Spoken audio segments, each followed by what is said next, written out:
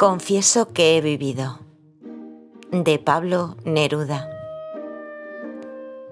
Estas memorias o recuerdos son intermitentes y a rato olvidadizos, porque así precisamente es la vida.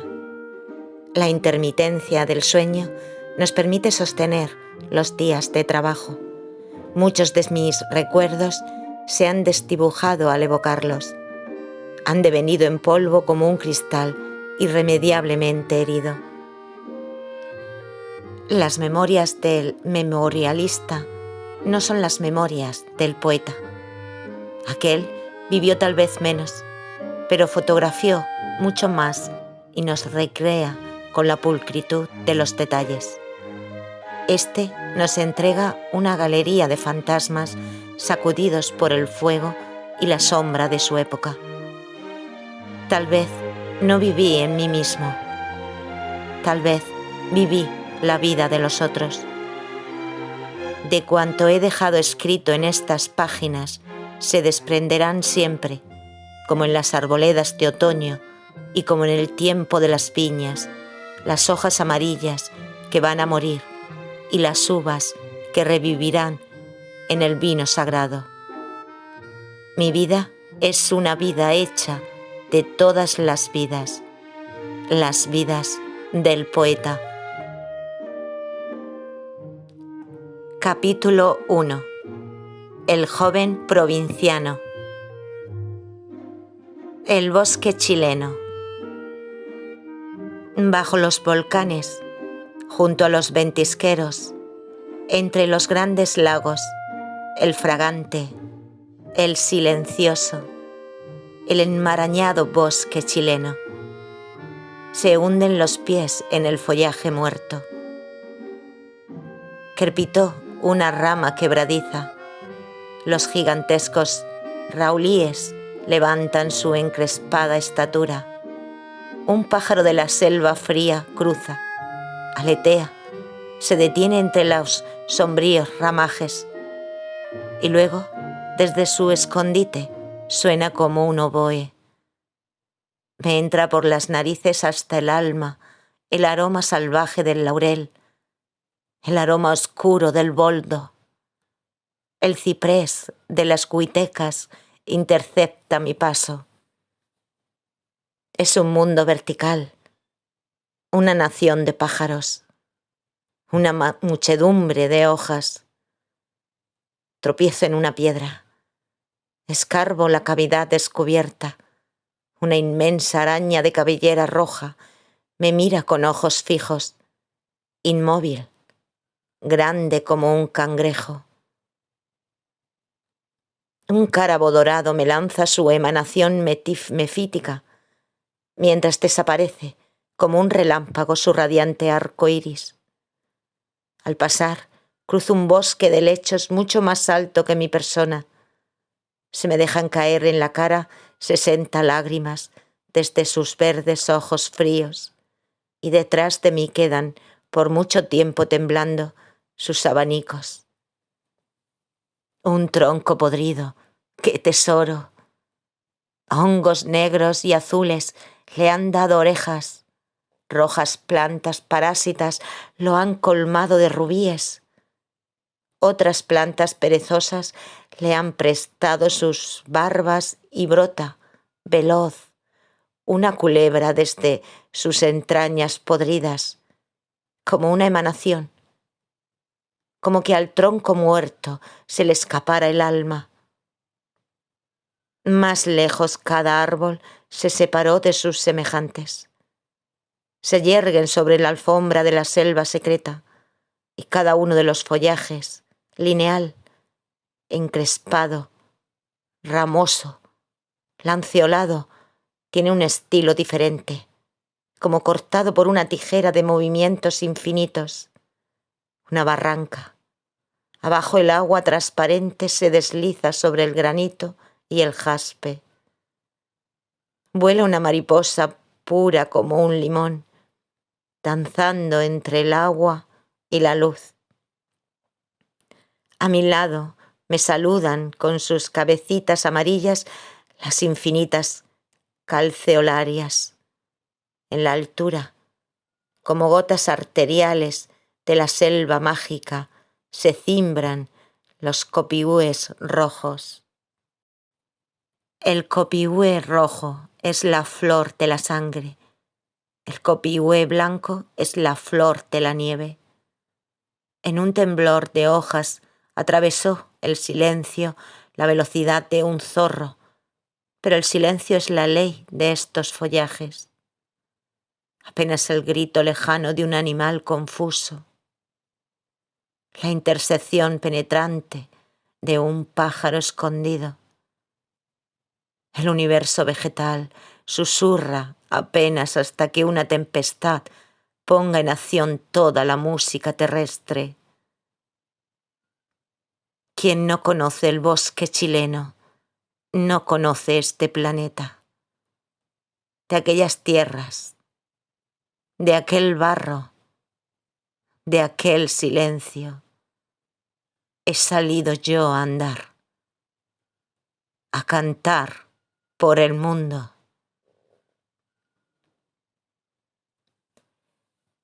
Infancia y poesía. Comenzaré por decir, sobre los días y años de mi infancia, que mi único personaje inolvidable fue la lluvia. La gran lluvia austral que cae como una catarata del polo, desde los cielos del Cabo de Hornos hasta la frontera. En esta frontera, o Far West de mi patria, nacía la vida, a la tierra, a la poesía y a la lluvia. Por mucho que he caminado, me parece que se ha perdido ese arte de llover que se ejercía como un poder terrible y sutil en mi Araucanía natal. Llovía meses enteros, años enteros. La lluvia caía en hilos como largas agujas de vidrio que se rompían en los techos o llegaban en olas transparentes contra las ventanas, y cada casa era una nave que difícilmente llegaba a puerto en aquel océano de invierno. Esta lluvia fría del sur de América no tiene las rachas impulsivas de la lluvia caliente que cae como un látigo y pasa dejando el cielo azul. Por el contrario, la lluvia austral tiene paciencia y continúa, sin término, cayendo desde el cielo gris. Frente a mi casa, la calle se convirtió en un inmenso mar de lodo. A través de la lluvia veo por la ventana que una carreta se ha empantanado en medio de la calle. Un campesino, con manta de Castilla negra, hostiga a los bueyes que no pueden más entre la lluvia y el barro. Por las veredas, pisando en una piedra y en otra, contra frío y lluvia, andábamos hacia el colegio. Los paraguas se los llevaba el viento. Los impermeables eran caros. Los guantes no me gustaban. Los zapatos se empapaban. Siempre recordaré los calcetines mojados junto al brasero y muchos zapatos echando vapor, como pequeñas locomotoras. Luego venían las inundaciones, que se llevaban las poblaciones donde vivía la gente más pobre, junto al río. También la tierra se sacudía, temblorosa. Otras veces, en la cordillera, asomaba un penacho de luz terrible. El volcán Yaima despertaba. Temuco es una ciudad pionera, de esas ciudades sin pasado, pero con ferreterías. Como los indios no saben leer, las ferreterías ostentan sus notables emblemas en las calles. Un inmenso serrucho, una olla gigantesca, un candado ciclópeo, una cuchara antártica. Más allá, las zapaterías, una bota colosal. Si Temuco era la avanzada de la vida chilena en los territorios del sur de Chile, esto significaba una larga historia de sangre. Al empuje de los conquistadores españoles, después de 300 años de lucha, los araucanos se replegaron hacia aquellas regiones frías. Pero los chilenos continuaron lo que se llamó la pacificación de la Araucanía, es decir, la continuación de una guerra a sangre y fuego para desposeer a nuestros compatriotas de sus tierras. Contra los indios todas las armas se usaron con generosidad. El disparo de carabina, el incendio de sus chozas, y luego, en forma más paternal, se empleó la ley y el alcohol. El abogado se hizo también especialista en el despojo de sus campos. El juez los condenó cuando protestaron. El sacerdote los amenazó con el fuego eterno. Y, por fin, el aguardiente consumó el aniquilamiento de una raza soberbia cuyas proezas, valentía y belleza dejó grabadas en estrofas de hierro y de jaspe don Alonso de Ercilla en su Araucana. Mis padres llegaron de Parral, donde yo nací. Allí, en el centro de Chile, crecen las viñas y abunda el vino. Sin que yo lo recuerde, sin saber que la miré con mis ojos, murió mi madre, doña Rosa Vaso Alto. Yo nací el 12 de julio de 1904 y en un mes después, en agosto, agotada por la tuberculosis, mi madre ya no existía. La vida era dura para los pequeños agricultores del centro del país. Mi abuelo, don José Ángel Reyes, tenía poca tierra y muchos hijos. Los nombres de mis tíos me parecieron nombres de príncipes de reinos lejanos. Se llamaban Amós, Oseas, Joel, Abadías. Mi padre se llamaba simplemente José del Carmen. Salió muy joven de las tierras paternas y trabajó de obrero en los diques del puerto de Talcahuano, terminando como ferroviario en Temuco. Era conductor de un tren lastrero. Pocos saben lo que es un tren lastrero. En la región austral, de grandes vendavales, las aguas se llevarían los rieles si no se les echaran piedrecillas entre los durmientes. Hay que sacar en capachos el lastre de las canteras y volcar la piedra menuda en los carros planos. Hace 40 años la tripulación de un tren de esta clase tenía que ser formidable. Venían de los campos, de los suburbios, de las cárceles.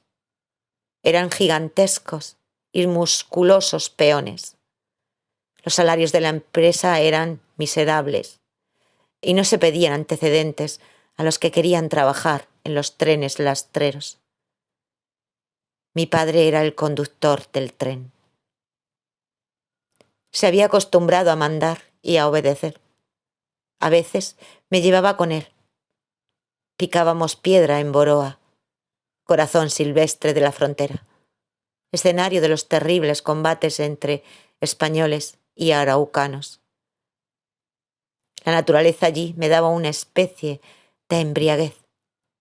Me atraían los pájaros, los escarabajos, los huevos de perdiz. Era milagroso encontrarlos en las quebradas, empavonados, oscuros y relucientes, con un color parecido al del cañón de una escopeta. Me asombraba la perfección de los insectos. Recogía las madres de la culebra. Con este nombre extravagante se designaba al mayor coleóptero, negro, bruñido y fuerte, el titán de los insectos de Chile. Estremece verlo de pronto en los troncos de los maquis y de los manzanos silvestres, de los coihúes, pero yo sabía que era tan fuerte que podía pararme con mis pies sobre él y no se rompería. Con su gran dureza defensiva no necesitaba veneno. Estas exploraciones mías llenaban de curiosidad a los trabajadores. Pronto comenzaron a interesarse en mis descubrimientos. Apenas se descuidaba mi padre, se largaban por la selva virgen y con más destreza, más inteligencia y más fuerza que yo, encontraban para mí tesoros increíbles. Había uno que se llamaba Monge, según mi padre, un peligroso cuchillero. Tenía 2 grandes líneas en su cara morena. Una era la cicatriz vertical de un cuchillazo y la otra su sonrisa blanca, horizontal, llena de simpatía y de picardía. Este monje me traía copiúes blancos, arañas peludas, crías de torcazas, y una vez descubrió para mí lo más deslumbrante, el coleóptero del coihue y de la oluma. No sé si ustedes lo han visto alguna vez. Yo solo lo vi en aquella ocasión. Era un relámpago vestido de arco iris. El rojo y el violeta y el verde y el amarillo deslumbraban en su caparazón. Como un relámpago se me escapó de las manos y se volvió a la selva. Ya no estaba monje para que me lo cazara. Nunca me he recobrado de aquella aparición deslumbrante. Tampoco he olvidado a aquel amigo. Mi padre me contó su muerte. Cayó del tren y rodó por un precipicio. Se detuvo el convoy, pero, me decía mi padre, ya solo era un saco de huesos. Es difícil dar una idea de una casa como la mía, casa típica de la frontera, hace 60 años. En primer lugar, los domicilios familiares se intercomunicaban.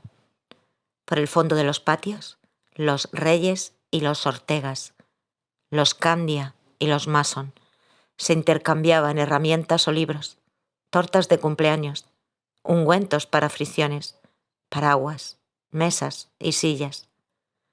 Estas casas pioneras cubrían todas las actividades de un pueblo. Don Carlos Mason, norteamericano de blanca melena, parecido a Emerson, era el patriarca de esta familia. Sus hijos Mason eran profundamente criollos. Don Carlos Mason tenía código y Biblia. No era un imperialista, sino un fundador original. En esta familia, sin que nadie tuviera dinero, crecían imprentas, hoteles, carnicerías. Algunos hijos eran directores de periódicos y otros eran obreros en la misma imprenta. Todo pasaba con el tiempo y todo el mundo quedaba tan pobre como antes. Solo los alemanes mantenían esa irreductible conservación de sus bienes que los caracterizaba en la frontera. Las casas nuestras tenían, pues, algo de campamento o de empresas descubridoras. Al entrar se veían barricas, aperos, monturas y objetos indescriptibles. Quedaban siempre habitaciones sin terminar, escaleras inconclusas. Se hablaba toda la vida de continuar la construcción. Los padres comenzaban a pensar en la universidad para sus hijos. En la casa de don Carlos Mason se celebraban los grandes festejos. En toda comida de onomástico había pavos con apio, corderos asados al palo y leche nevada de postre. Hace ya muchos años que no pruebo la leche nevada. El patriarca de pelo blanco se sentaba en la cabecera de la mesa interminable, con su esposa, doña Micaela Candía. Detrás de él había una inmensa bandera chilena, a la que se le había adherido con un alfiler una minúscula banderita norteamericana. Esa era también la proporción de la sangre. Prevalecía la estrella solitaria de Chile. En esta casa de los Mason había también un salón al que nos dejaban entrar a los chicos. Nunca supe el verdadero color de los muebles porque estuvieron cubiertos con fundas blancas hasta que se los llevó un incendio. Había allí un álbum con fotografías de la familia. Estas fotos eran más finas y delicadas que las terribles ampliaciones iluminadas que invadieron después la frontera.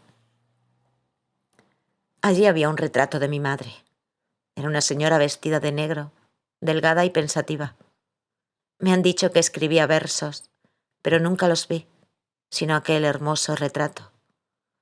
Mi padre se había casado en segundas nupcias con doña Trinidad Candía Marverde, mi madrastra. Me parece increíble tener que dar este nombre al ángel tutelar de mi infancia. Era diligente y dulce, tenía sentido de humor campesino, una bondad activa e infatigable. Apenas llegaba mi padre, ella se transformaba solo en una sombra suave, como todas las mujeres de entonces y de allá. En aquel salón vi bailar mazurcas y cuadrillas. Había en mi casa también un baúl con objetos fascinantes. En el fondo relucía un maravilloso loro de calendario. Un día que mi madre revolvía aquella arca sagrada, yo me caí de cabeza adentro para alcanzar el loro, pero cuando fui creciendo la abría secretamente. Había unos abanicos preciosos e impalpables. Conservo otro recuerdo de aquel baúl. La primera novela de amor que me apasionó.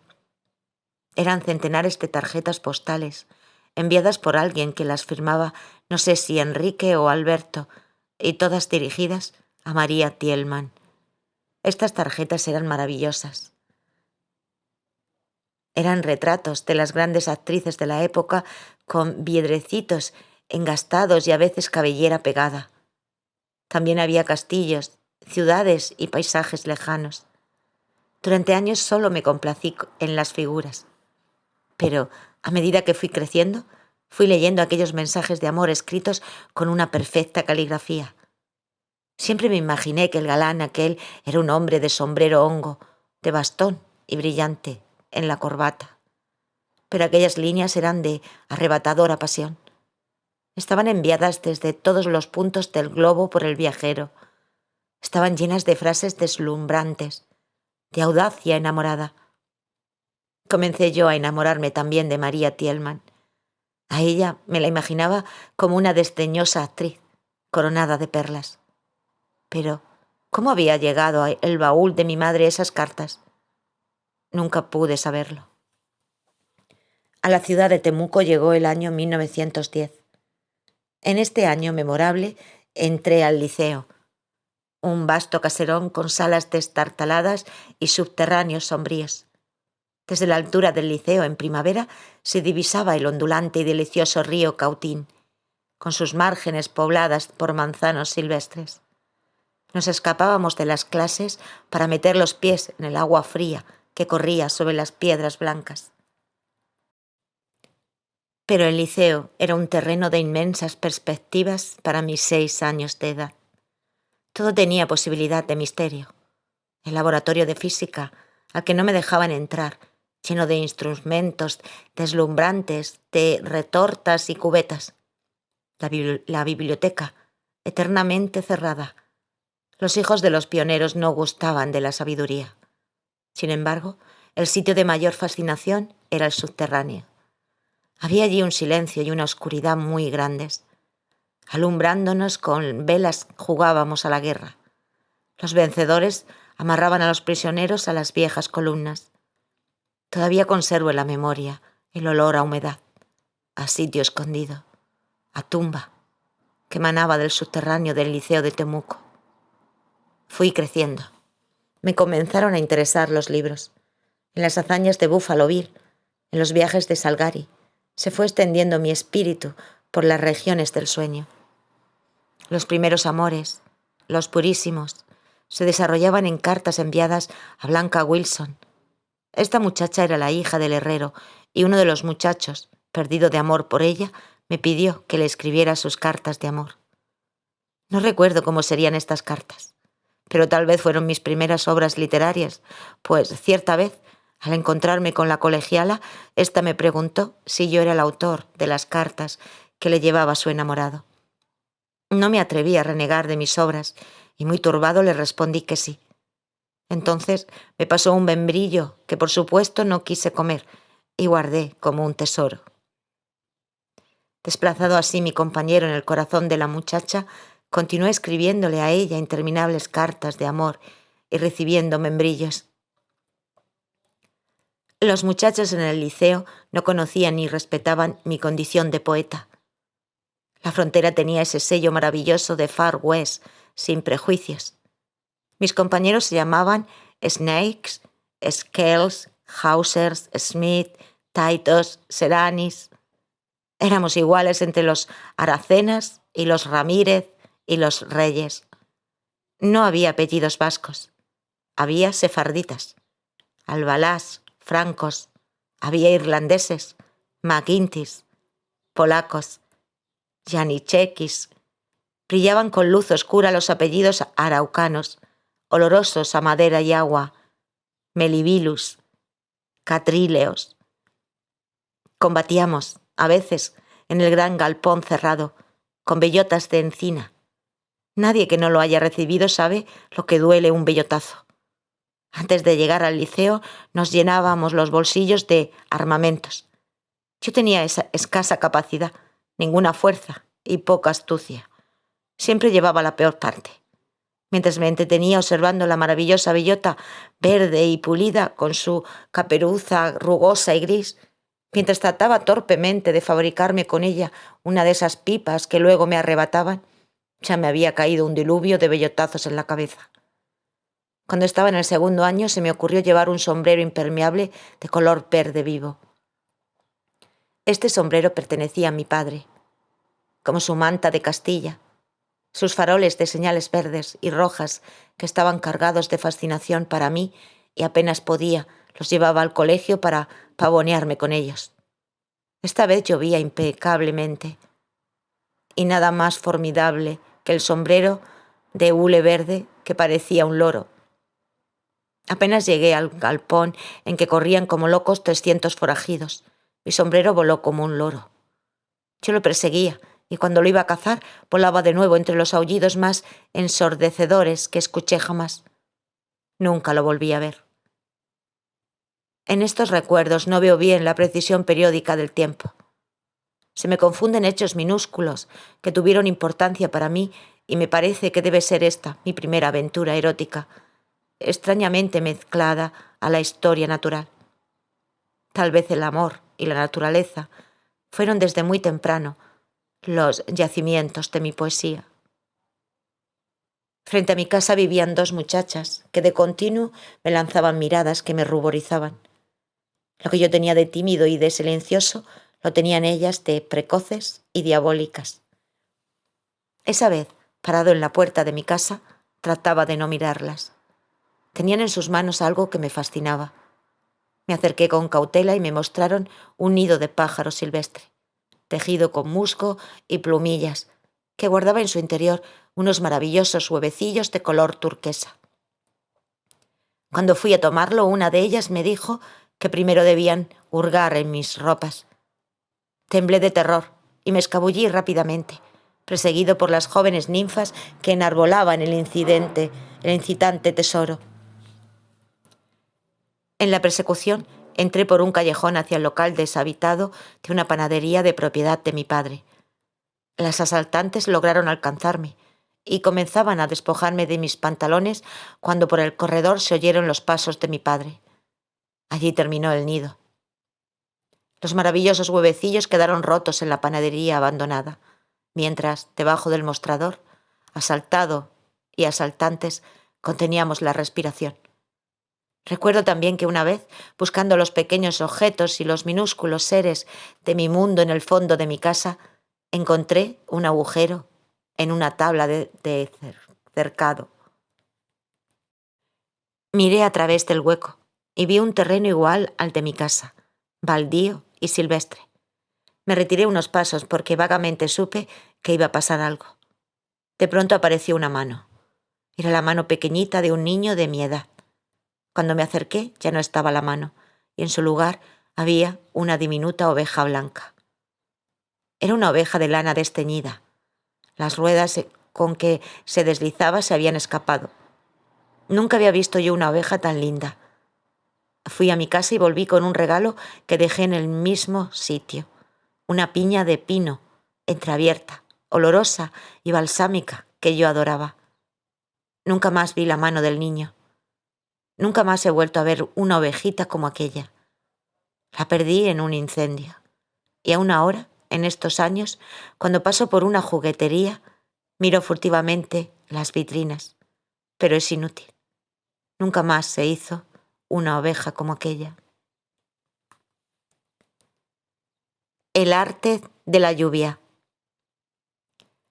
Así como se desataban el frío, la lluvia y el barro de las calles, es decir, el cínico y desmantelado invierno del sur de América, el verano también llegaba a esas regiones, amarillo y abrasador.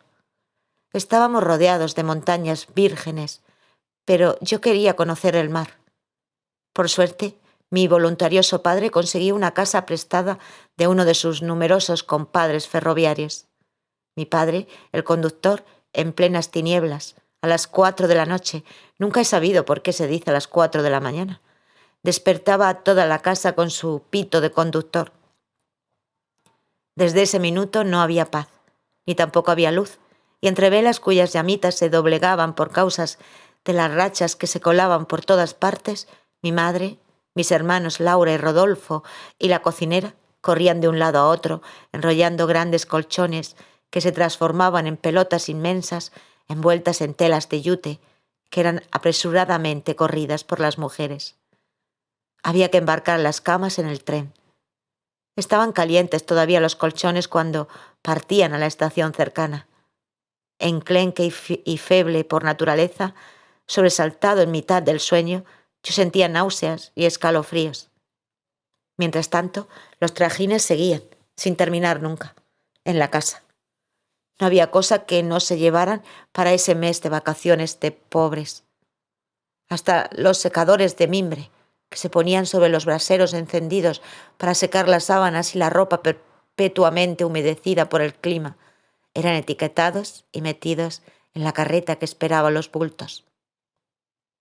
El tren recorría un trozo de aquella provincia fría, desde Temuco hasta Carahue.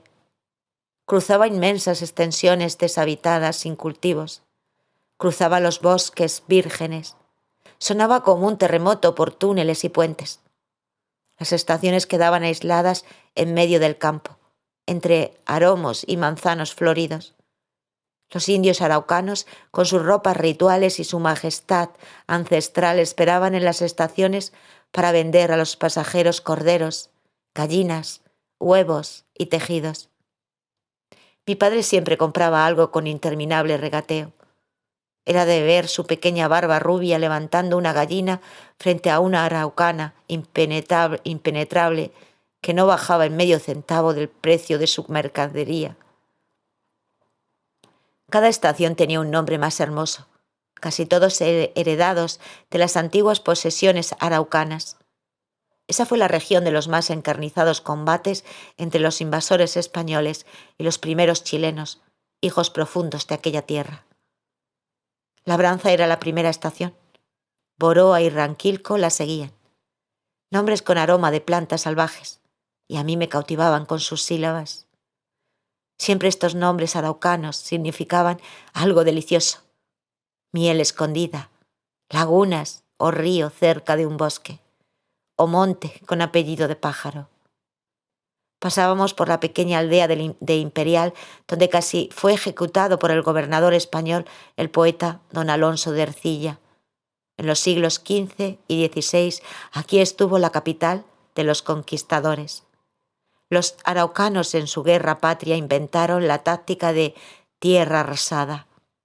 No dejaron piedra sobre piedra de la ciudad escrita por Ercilla como bella y soberbia. Y luego la llegada a la ciudad fluvial. El tren daba sus pitazos más alegres. Oscurecía el campo y la estación ferroviaria con inmensos penachos de humo de carbón. Tintineaban las campanas y se olía ya el curso ancho, celeste y tranquilo, del río Imperial que se acercaba al océano. Bajar los bultos innumerables, ordenar la pequeña familia y dirigirnos en carreta tirada por bueyes hasta el vapor que bajaría por el río Imperial era toda una función dirigida por los ojos azules y el pito ferroviario de mi padre. Bultos y nosotros nos metíamos en el barquito que nos llevaba al mar. No había camarotes. Yo me sentaba cerca de la proa. Las ruedas movían con sus paletas la corriente fluvial. Las máquinas de la pequeña embarcación resoplaban y rechinaban. La gente sureña taciturna se quedaba como muebles inmóviles, dispersos por la cubierta. Algún acordeón lanzaba su lamento romántico, su incitación al amor. No hay nada más invasivo para un corazón de 15 años que una navegación por un río ancho y desconocido, entre riberas montañosas, en el camino del misterioso mar. Bajo Imperial era solo una hilera de casas de techos colorados. Estaba situado sobre la frente del río. Desde la casa que nos esperaba y, aún antes, Desde los muelles desvencijados donde atracó el vaporcito, escuché a la distancia el trueno marino, una conmoción lejana. El oleaje entraba en mi existencia. La casa pertenecía a don Horacio Pacheco, agricultor gigantón que, durante ese mes de nuestra ocupación de su casa, iba y llevaba por las colinas y los caminos intransitables su locomóvil y su trilladora. Con su máquina cosechaba el trigo de los indios y de los campesinos, aislados de la población costera. Era un hombrón que de repente irrumpía en nuestra familia ferroviaria hablando con voz estentórea y cubierto de polvo y paja, cereales. Luego, con el mismo estruendo, volvía a sus trabajos en las montañas. Fue para mí un ejemplo más de las vidas duras de mi región austral. Todo era misterioso para mí en aquella casa, en las calles maltrechas, en las desconocidas existencias que me rodeaban, en el sonido profundo de la marina lejanía. La casa tenía lo que me pareció un inmenso jardín desordenado, con una glorieta central menoscabada por la lluvia, glorieta de maderos blancos cubiertos por las enredaderas. Salvo mi insignificante persona, nadie entraba jamás en la sombría soledad donde crecían las yedras, las madreselvas y mi poesía. Por cierto que había en aquel jardín extraño otro objeto fascinante. Era un bote grande, huérfano de un gran naufragio, que allí en el jardín yacía, sin olas ni tormentas, encallado entre las amapolas. Porque lo extraño de aquel jardín salvaje era que por designio o por descuido había solamente amapolas. Las otras plantas se habían retirado del sombrío recinto. Las había grandes y blancas como palomas, escarlatas como gotas de sangre, moradas y negras como viudas olvidadas. Yo nunca había visto tanta inmensidad de amapolas y nunca más las he vuelto a ver. Aunque las miraba con mucho respeto, con cierto supersticioso temor que solo ellas infunden entre todas las flores, no dejaba de cortar de cuando en cuando alguna cuyo tallo quebrado dejaba una leche áspera en mis manos y una ráfaga de perfume inhumano. Luego acariciaba y guardaba en un libro los pétalos de seda suntuosos. Eran para mí alas de grandes mariposas que no sabían volar. Cuando estuve por primera vez frente al océano, quedé sobrecogido. Allí, entre dos grandes cerros, el Huilque y el Maule, se desarrollaba la furia del gran mar. No solo eran las inmensas olas nevadas que se levantaban a muchos metros sobre nuestras cabezas, sino un estruendo de corazón colosal, la palpitación del universo. Allí la familia disponía sus manteles y sus teteras. Los alimentos me llegaban enarenados a la boca, lo que no me importaba mucho. Lo que me asustaba era el momento apocalíptico en que mi padre nos ordenaba el baño de mar de cada día. Lejos de las olas gigantes, el agua nos salpicaba a mi hermana Laura y a mí con sus latigazos de frío.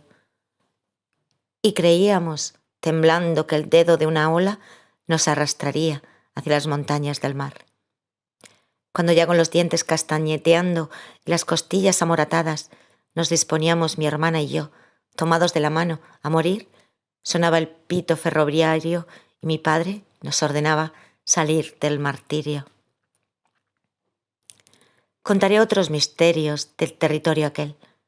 Uno eran los percherones y otro la casa de las 3 mujeres encantadas. Al extremo del Villorrio se alzaban unas casas grandes. Eran establecimientos posiblemente de curtiembres. Pertenecían a unos vascos franceses.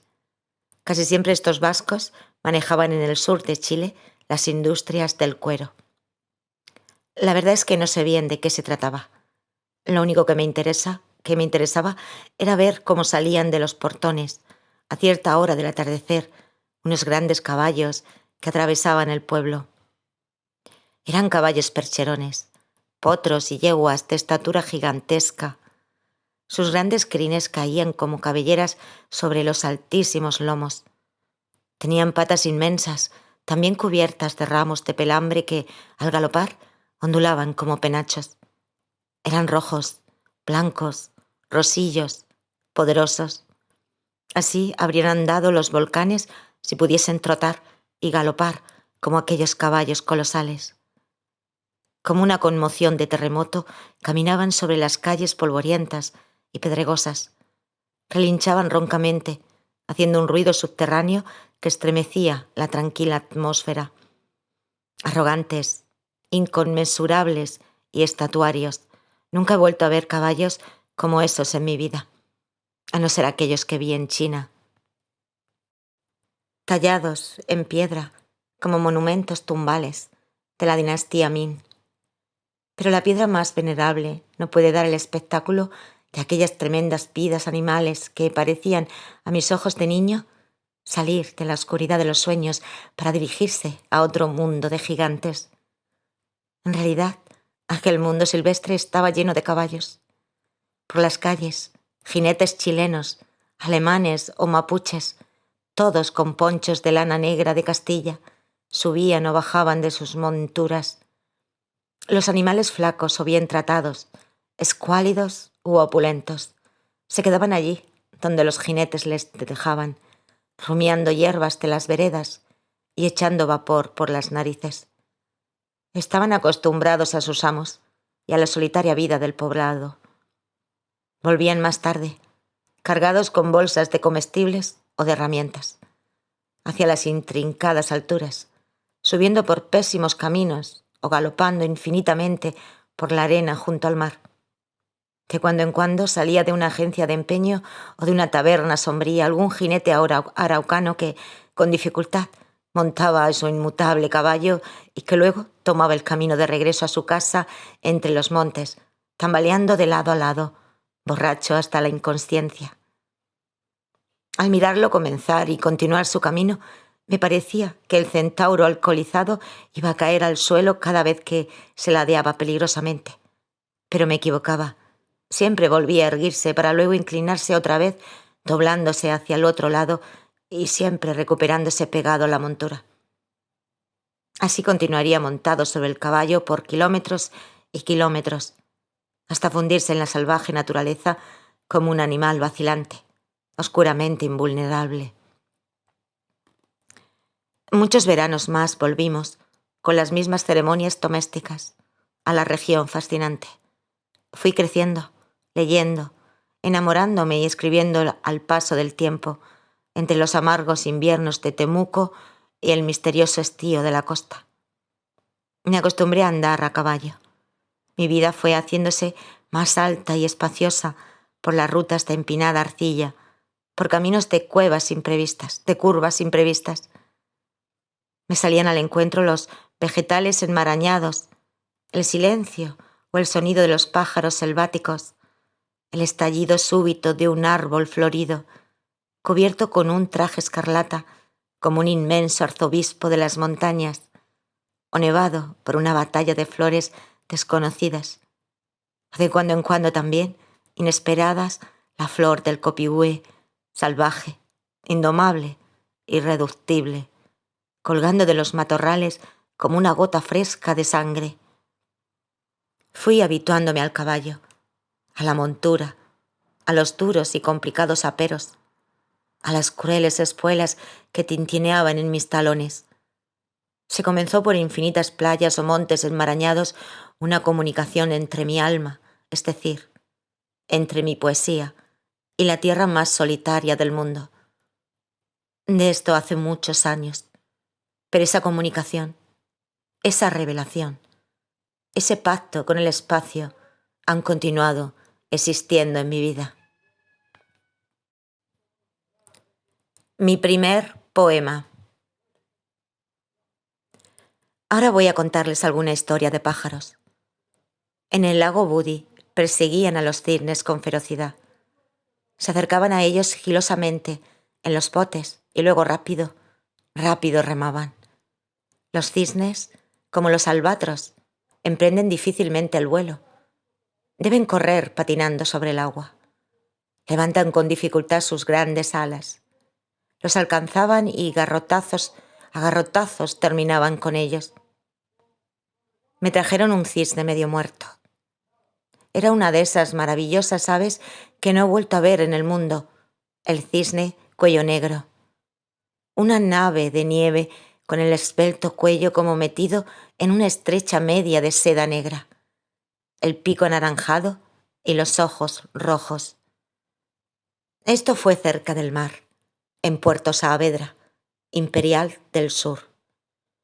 Me lo entregaron casi muerto. Bañé sus heridas y le empujé pedacitos de pan y de pescado a la garganta. Todo lo devolvía. Sin embargo, fue reponiéndose de sus lastimaduras. Comenzó a comprender que yo era su amigo. Y yo comencé a comprender que la nostalgia lo mataba. Entonces, cargando el pesado pájaro en mis brazos por las calles, lo llevaba al río. Él nadaba un poco, cerca de mí. Yo quería que pescara y le indicaba las piedrecitas del fondo, las arenas por donde se deslizaban los plateados peces del sur. Pero él miraba con ojos tristes la distancia. Así cada día, por más de 20, lo llevé al río y lo traje a mi casa. El cisne era casi tan grande como yo. Una tarde estuvo más ensimismado. Nadó cerca de mí, pero no se distrajo con las musarañas con que yo quería enseñarle de nuevo a pescar. Se estuvo muy quieto y lo tomé de nuevo en brazos para llevármelo a casa. Entonces, cuando lo tenía a la altura de mi pecho, sentí que se desenrollaba una cinta, algo como un brazo negro. Me rozaba la cara. Era su largo y ondulante cuello que caía. Así aprendí que los cisnes no cantan cuando mueren. El verano es abrasador en Cautín. Quema el cielo y el trigo. La tierra quiere recuperarse de su letargo. Las casas no están preparadas para el verano como no lo estuvieron para el invierno. Yo me voy por el campo y ando. Me pierdo en el cerro Nielol. Estoy solo. Tengo el bolsillo lleno de escarabajos. En una caja llevo una araña peluda recién cazada. Arriba no se ve el cielo. La selva está siempre húmeda. Me resbalo. De repente grita un pájaro. Es el grito fantasmal del chucao. Crece desde mis pies una advertencia aterradora. Apenas se distinguen como gotas de sangre los copiúes. Soy solo un ser minúsculo bajo los helechos gigantes. Junto a mi boca vuela una torcaza con un ruido seco de alas. Más arriba, otros pájaros se ríen de mí con risa ronca. Encuentro difícilmente el camino. Ya es tarde. Mi padre no ha llegado. Llegará a las 3 o las 4 de la mañana. Me voy arriba, a mi pieza. Leo a Salgari. Se descarga la lluvia como una catarata. En un minuto la noche y la lluvia cubren el mundo. Allí estoy solo y en mi cuaderno de aritmética escribo versos. A la mañana siguiente me levanto muy temprano. Las ciruelas están verdes. Salto los cerros. Llevo un paquetito con sal. Me subo a un árbol. Me instalo cómodamente. Muerdo con cuidado una ciruela y le saco un pedacito. Luego la empapo con la sal. Me la como. Así hasta 100 ciruelas. Ya lo sé que es demasiado. Como se nos ha incendiado la casa, esta nueva es misteriosa. Subo al cerco y miro a los vecinos. No hay nadie. Levanto unos palos. Nada más que unas miserables arañas chicas. En el fondo del sitio está el excusado. Los árboles junto a él tienen orugas. Los almendros muestran su fruta forrada en felpa blanca. Sé cómo cazar los moscardones sin hacerles daño, con un pañuelo. Los mantengo prisioneros un rato y los levanto a mis oídos. ¡Qué precioso zumbido! Qué soledad la de un pequeño niño poeta, vestido de negro, en la frontera espaciosa y terrible. La vida y los libros poco a poco nos van dejando entrever misterios abrumadores. No puedo olvidarme de lo que leí anoche. La fruta del pan salvó a Sandokan y a sus compañeros en una lejana Malasia. No me gusta Buffalo Bill porque mata a los indios.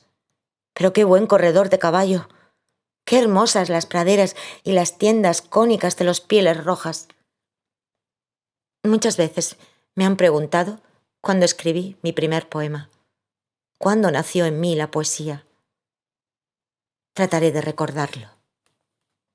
Muy atrás en mi infancia, y habiendo apenas aprendido a escribir, sentí una vez una intensa emoción y tracé unas cuantas palabras semirrimadas, pero extrañas a mí, diferentes del lenguaje diario. Las puse en limpio en un papel, preso de una ansiedad profunda, de un sentimiento hasta entonces desconocido, especie de angustia y de tristeza. Era un poema dedicado a mi madre, es decir, a la que conocí por tal, a la angelical madrastra cuya suave sombra protegió toda mi infancia. Completamente incapaz de juzgar mi primera producción, se la llevé a mis padres. Ellos estaban en el comedor, sumergidos en una de esas conversaciones en voz baja que dividen más que un río el mundo de los niños y el de los adultos. Les alargué el papel con las líneas, tembloroso aún con la primera visita de la inspiración. Mi padre, distraídamente, lo tomó en sus manos. Distraídamente lo leyó.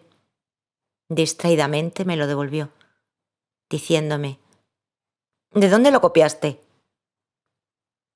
Y siguió conversando en voz baja con mi madre de esos importantes y remotos asuntos. Me parece recordar que así nació mi primer poema y que así recibí la primera muestra distraída de la crítica literaria. Mientras tanto avanzaba en el mundo del conocimiento, en el desordenado río de los libros como un navegante solitario. Mi avidez de lectura no descansaba de día ni de noche. En la costa, en el pequeño puerto Saavedra, encontré una biblioteca municipal y un viejo poeta, don Augusto Winter, que se admiraba de mi voracidad literaria. ¿Ya los leyó?, me decía, pasándome un nuevo Vargas Vila, un Ibsen, un Rocambole. Como un avestruz, yo tragaba sin discriminar. Por ese tiempo llegó a Temuco una señora alta, con vestidos muy largos y zapatos de taco bajo. Era la nueva directora del Liceo de Niñas. Venía de nuestra ciudad austral, de las nieves de Magallanes. Se llamaba Gabriela Mistral. Yo la miraba pasar por las calles de mi pueblo con sus ropones talares y le tenía miedo. Pero cuando me llevaron a visitarla, la encontré buena moza. En su rostro tostado, en que la sangre india predominaba como en un bello cántaro araucano, sus dientes blanquísimos se mostraban en una sonrisa plena y generosa que iluminaba la habitación. Yo era demasiado joven para ser su amigo, y demasiado tímido y ensimismado. La vi muy pocas veces, lo bastante para que cada vez saliera con algunos libros que me regalaba. Eran siempre novelas rusas que ella consideraba como lo más extraordinario de la literatura mundial. Puedo decir que Gabriela me embarcó en esa serie y terrible visión de los novelistas rusos y que Tolstoy, Dostoyevsky, Chejov entraron en mi más profunda predilección. Siguen acompañándome. La casa de las tres viudas. Una vez me convidaron a una trilla de yeguas. Era un sitio alto, por las montañas, y quedaba bastante lejos del pueblo. Me gustó la aventura de irme solo, adivinando los caminos en aquellas serranías. Pensé que, si me perdía, alguien me daría auxilio. Con mi cabalgadura nos distanciamos de Bajo Imperial y pasamos estrechamente la barra del río. El Pacífico allí se desencadena y ataca con intermitencia las rocas y los matorrales del cerro Maule, última colina, muy alta ella. Luego me desvié por las márgenes del lago Budi. El oleaje asaltaba con tremendos golpes los pedestales del cerro. Había que aprovechar aquellos minutos en que una ola se desbarataba y se recogía para recobrar su fuerza. Entonces atravesábamos apresuradamente el trecho entre el cerro y el agua, antes de que una nueva ola nos aplastara a mí y a mi cabalgadura contra el áspero cerro. Pasado el peligro, hacia el poniente comenzaba la lámina inmóvil y azul del lago. El arenal de la costa se extendía interminablemente hacia la desembocadura del lago Tolten, muy lejos de allí. Estas costas de Chile, a menudo faraónicas y rocosas, se transforman de pronto en cintas interminables y se puede viajar 2 días y noches sobre la arena y junto a la espuma del mar. Son playas que parecen infinitas. Forman a lo largo de Chile como el anillo de un planeta, como una sortija envolvente acosada por el estruendo de los mares australes, una pista que semeja dar la vuelta por la costa chilena hasta más allá del Polo Sur.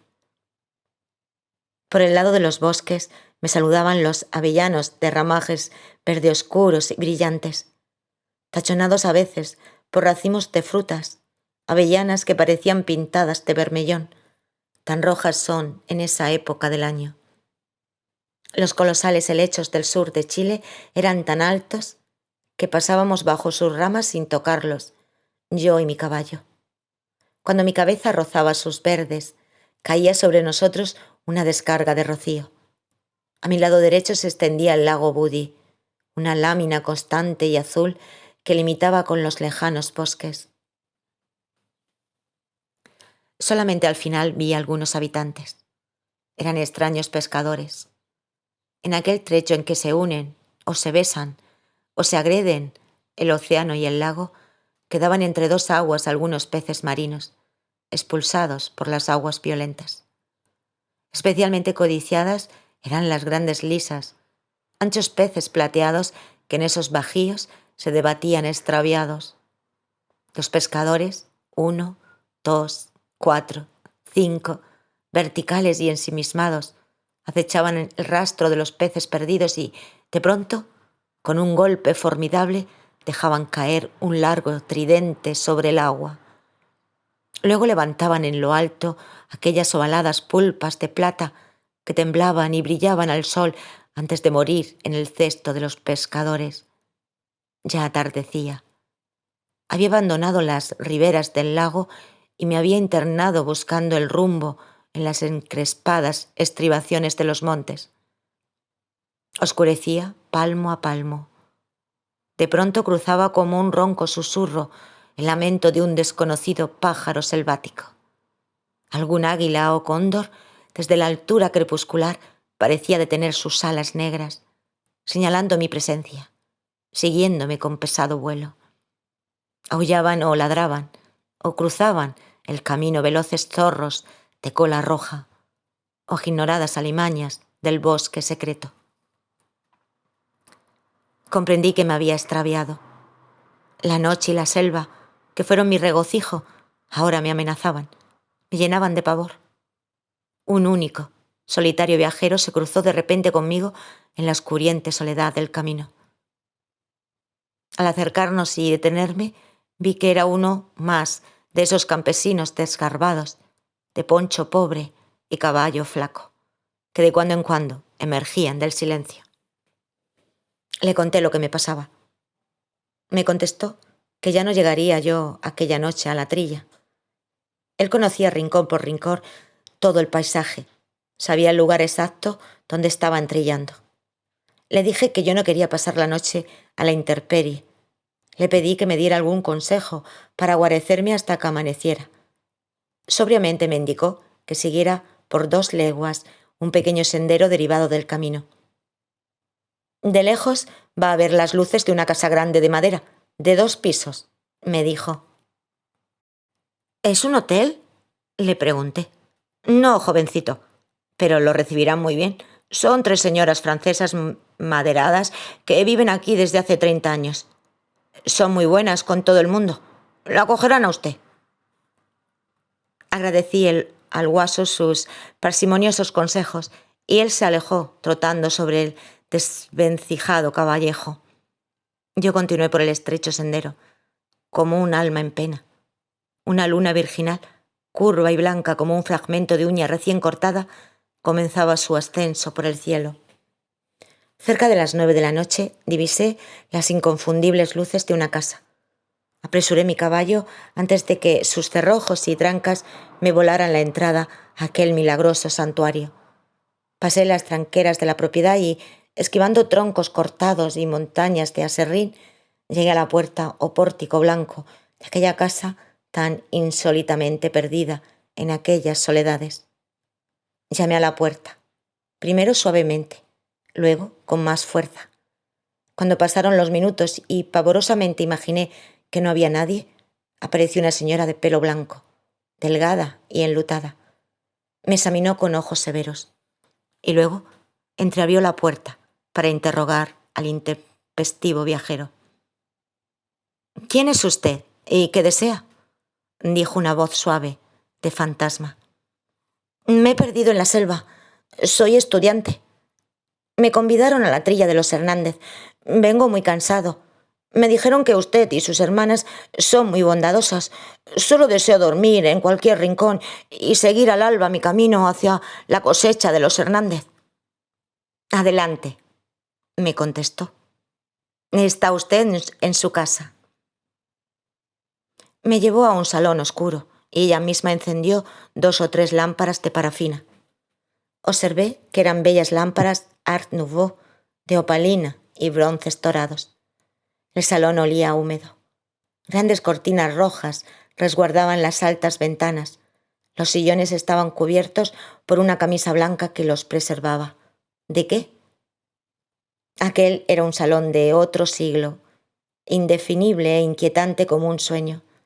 La nostálgica dama de cabellera blanca, vestida de luto, se movía sin que yo viera sus pies, sin que se oyeran sus pasos, tocando sus manos una cosa u otra, un álbum, un abanico, de aquí para allá, dentro del silencio. Me pareció haber caído al fondo de un lago y en sus honduras sobrevivir soñando, muy cansado. De pronto entraron 2 señoras idénticas a la que me recibió. Era ya tarde y hacía frío.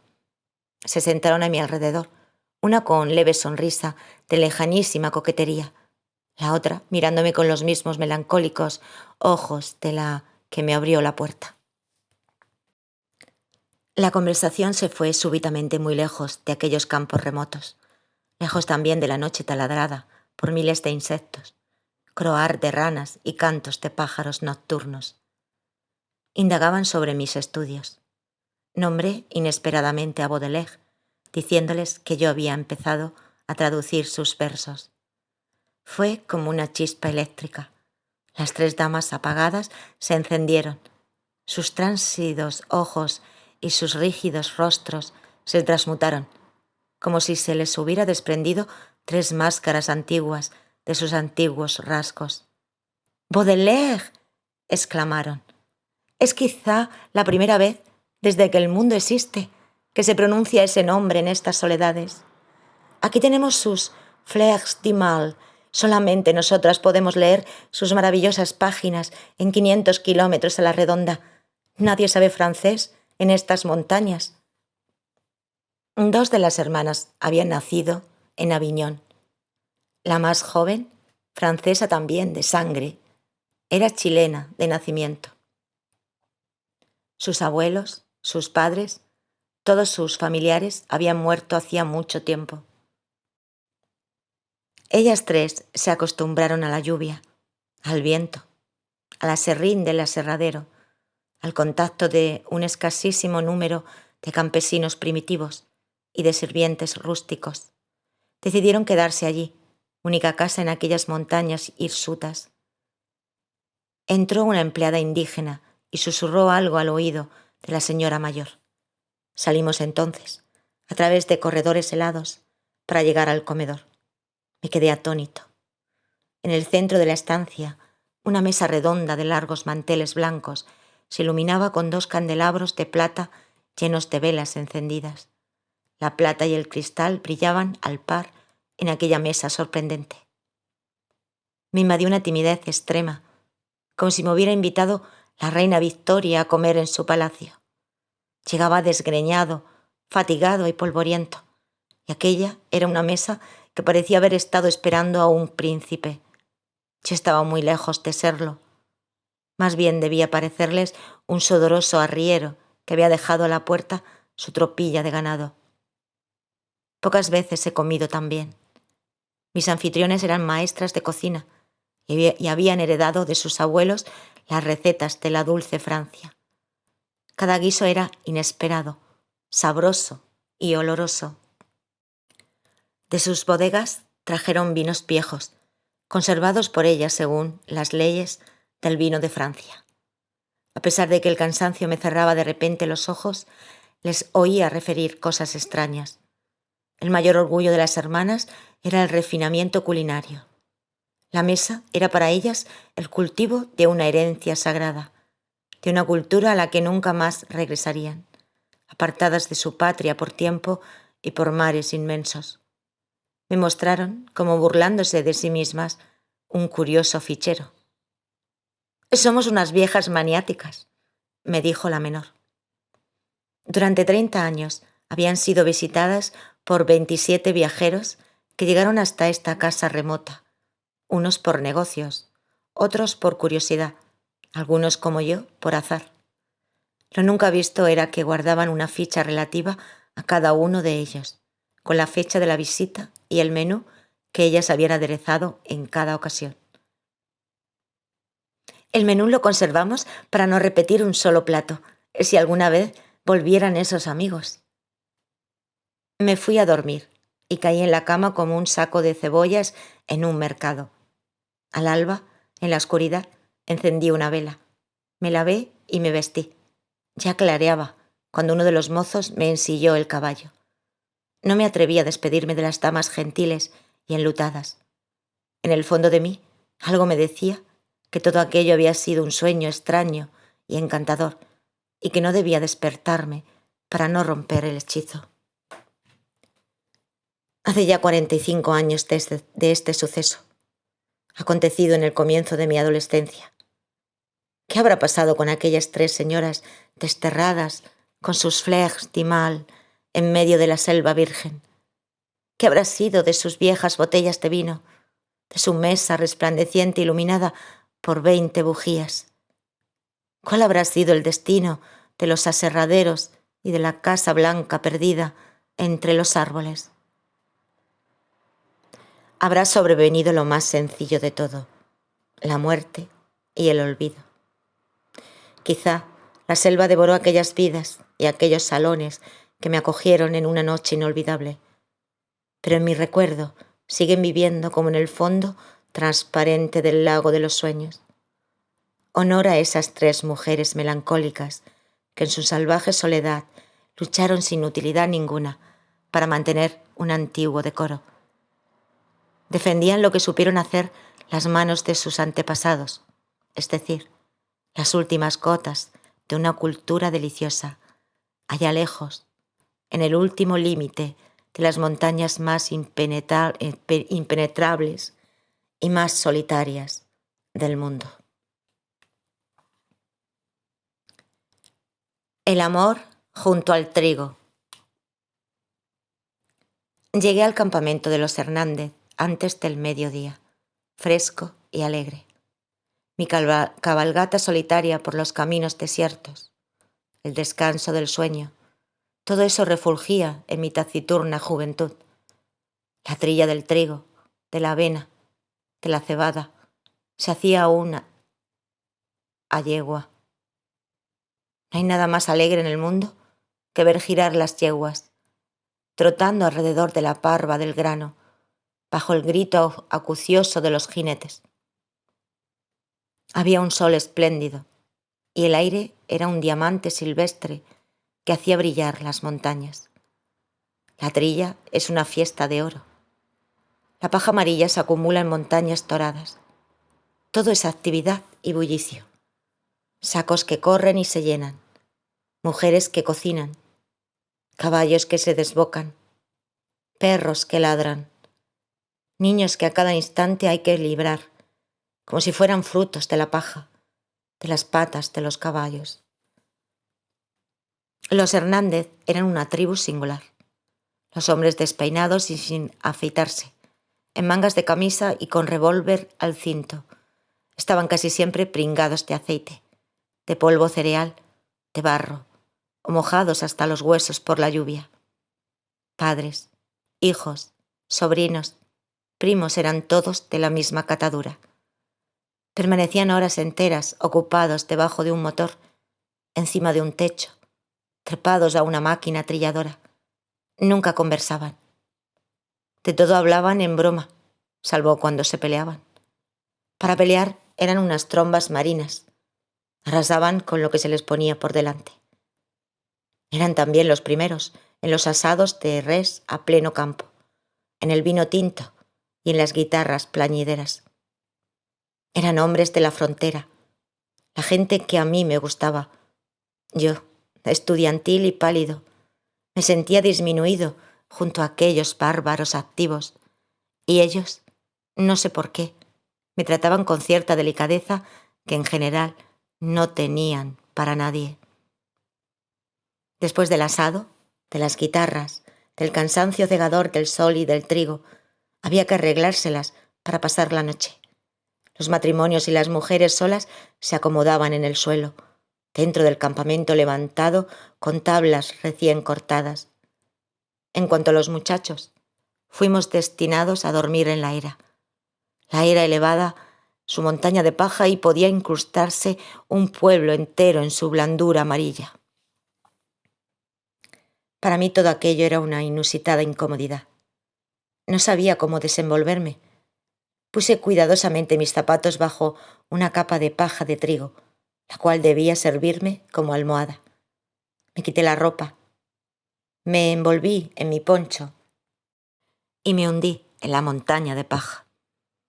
Quedé lejos de todos los otros que, de inmediato y en forma unánime, se consagraron a roncar. Yo me quedé mucho tiempo tendido de espaldas, con los ojos abiertos, la cara y los brazos cubiertos por la paja. La noche era clara, fría y penetrante. No había luna llena, pero las estrellas parecían recién mojadas por la lluvia y, sobre el sueño ciego de todos los demás, solamente para mí, titilaban en el regazo del cielo. Luego me quedé dormido. Desperté de pronto porque algo se aproximaba a mí. Un cuerpo desconocido se movía debajo de la paja y se acercaba al mío. Tuve miedo. Ese algo se arrimaba lentamente. Sentía quebrarse las briznas de paja, aplastadas por la forma desconocida que avanzaba. Todo mi cuerpo estaba alerta, esperando. Tal vez debía levantarme o gritar. Me quedé inmóvil. Oía una respiración muy cercana a mi cabeza. De pronto avanzó una mano sobre mí, una mano grande, trabajadora, pero una mano de mujer. Me recorrió la frente, los ojos, todo el rostro con dulzura. Luego una boca ávida se pegó a la mía y sentí, a lo largo de todo mi cuerpo, hasta mis pies, un cuerpo de mujer que se apretaba conmigo. Poco a poco mi temor se cambió en placer intenso. Mi mano recorrió una cabellera con trenzas, una frente lisa, unos ojos de párpados cerrados, suaves como amapolas. Mi mano siguió buscando y toqué dos senos grandes y firmes, unas anchas y redondas nalgas, unas piernas que me entrelazaban, y hundí los dedos en un pubis como musgo de las montañas. Ni una palabra salía ni salió de aquella boca anónima. Cuán difícil es hacer el amor sin causar ruido en una montaña de paja, perforada por 7 u 8 hombres más, hombres dormidos que por nada del mundo deben ser despertados. Mas lo cierto es que todo puede hacerse, aunque cueste infinito cuidado. Algo más tarde, también la desconocida se quedó bruscamente dormida junto a mí y yo, afiebrado por aquella situación, comencé a aterrorizarme. Pronto amanecería, pensaba, y los primeros trabajadores encontrarían a la mujer desnuda en la era, tendida junto a mí. Pero también yo me quedé dormido. Al despertar extendí la mano sobresaltado y solo encontré un hueco tibio, su tibia ausencia. Pronto un pájaro empezó a cantar y luego la selva entera se llenó de gorjeos. Sonó un pitazo de motor y hombres y mujeres comenzaron a transitar y afanarse junto a la era y sus trabajos. El nuevo día de la trilla se iniciaba. Al mediodía almorzábamos reunidos alrededor de unas largas tablas. Yo miraba de soslayo mientras comía, buscando entre las mujeres la que pudiera haber sido la visitante nocturna. Pero unas eran demasiado viejas, otras demasiado flacas. Muchas eran jovencitas delgadas como sardinas. Y yo buscaba una mujer compacta, de buenos pechos y trenzas largas. De repente entró una señora que traía un trozo de asado para su marido, uno de los Hernández. Esta sí que podía ser. Al contemplarla yo desde el otro extremo de la mesa, creí notar que aquella hermosa mujer de grandes trenzas me miraba con una mirada rápida y me sonreía con una pequeñísima sonrisa. Y me pareció que esa sonrisa se hacía más grande y más profunda, se abría dentro de mi cuerpo.